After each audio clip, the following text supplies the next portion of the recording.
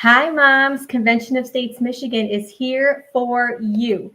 TimeOut with Convention of States moms and our Convention of States team. Grab your tea, your coffee, your cocktail, whatever time of day it is you happen to be watching this. It's time for your timeout.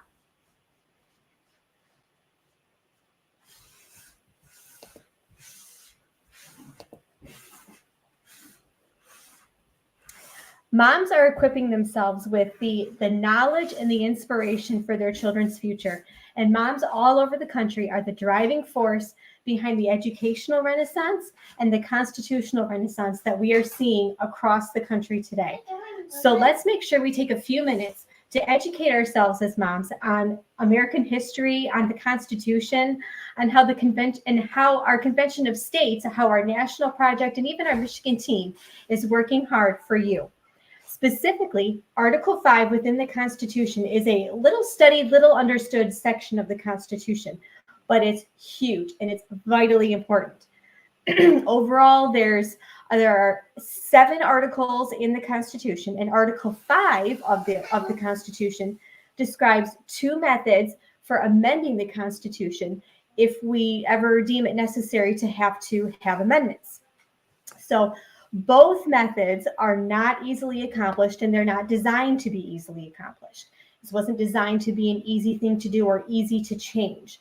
Our Constitution, contrary to misbelief, is not designed to just sway with the times or bend with every whim of our political and cultural environment, right?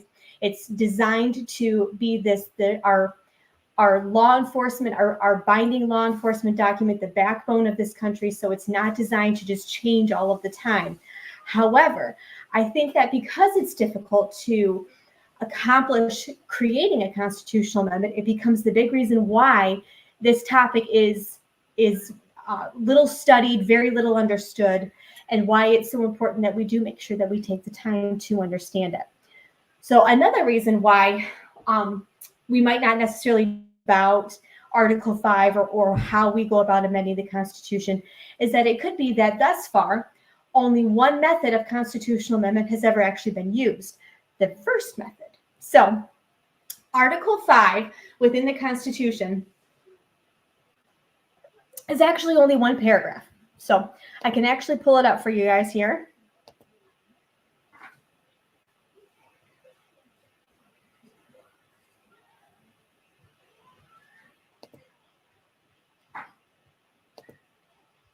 Article 5 within the United States Constitution is this whole paragraph. The whole paragraph that you're seeing right here, that's all it is.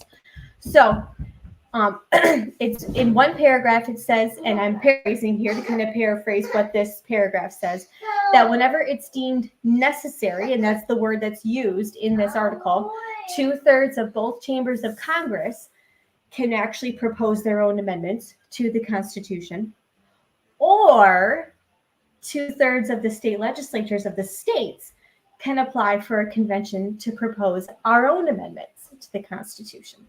So that or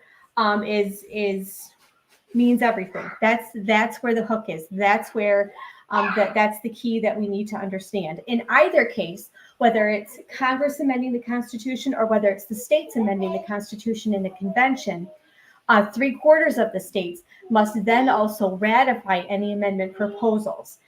States can ratify the amendment proposals in 2 ways that it talks about in Article 5, either directly through a vote of the state legislatures, or the state legislature itself within the state, intrastate, can actually hold its own convention, however it wants to operate that convention, and then actually ratify or not ratify any amendment proposals from there.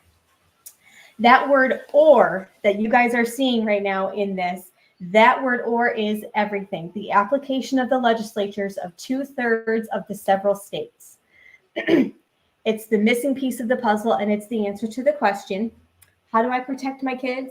How do I help protect our freedom? How can I help fix what feels like this kind of broken government system that's no longer protecting liberty? What can we do to change things, right? We hear that word all the time from politicians. This is actually a method for us as we the people and our state legislatures to become directly involved and be directly impacted by what our Constitution is allowing us to do? The answer has been right in front of us the whole time, moms. And unfortunately, unless you do your own research or unless you find out about Convention of States, this method of constitutional amendment it's never really taught, and it's never really discussed. I mean, I can speak from experience here. I'm one of them. I'm a lawyer. I went all the way through law school and had never even heard of Article 5, much less actually read it, until I got involved with Convention of States. So, and in too many cases, because of ignorance or because of malfeasance, there is a great fear and there's a mistrust of allowing we the people, of allowing our own elected representatives to hold a convention. There's this fear that gets stoked to actually prevent us from even holding a convention. But now you do know, moms, and you know that there is a perfectly legitimate, legal, practical method of putting Pandora back into its box. And we can do this, moms. And we can do this with moms and with dads and with grandma and grandpa and aunts and uncles and nieces and nephews all across the country. We can actually have our own constitutional amendments.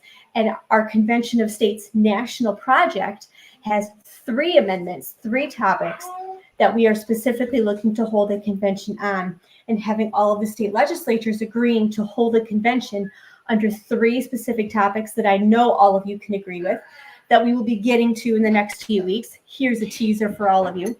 First topic, term limits. Who doesn't love the idea of term limits? Second topic, limiting federal spending. Let that sink in for a minute. Third topic that we would hold a convention under is actually limiting federal jurisdiction over the states, right? It is kind of return to federalism, return to this idea of the 10th Amendment, things along those lines. A little teaser for all of you. We'll get into all of that in the next few weeks as well, and kind of dig into some of those topics a little bit more and how they are relevant to you, to moms, and how you can actually help your kids understand the importance of some of those topics as well. And why, when we do actually hold a convention with our Convention of States project, leading the charge and all of that, how those types of topic ideas could actually end up playing out for us and for our kids, and what that might actually look like. So we have the ability, like I said, to put Pandora kind of back into its box, put the federal government back into its rightful constitutional authority, and we can use this constitutional amendment process to do so. And we have the responsibility to actually hold our own convention whenever the federal government isn't doing its job and isn't protecting our liberty. So now you know, make sure your kids know too, and we'll see you back here in a couple weeks. Mom, what's this? Oh, I didn't do the email address.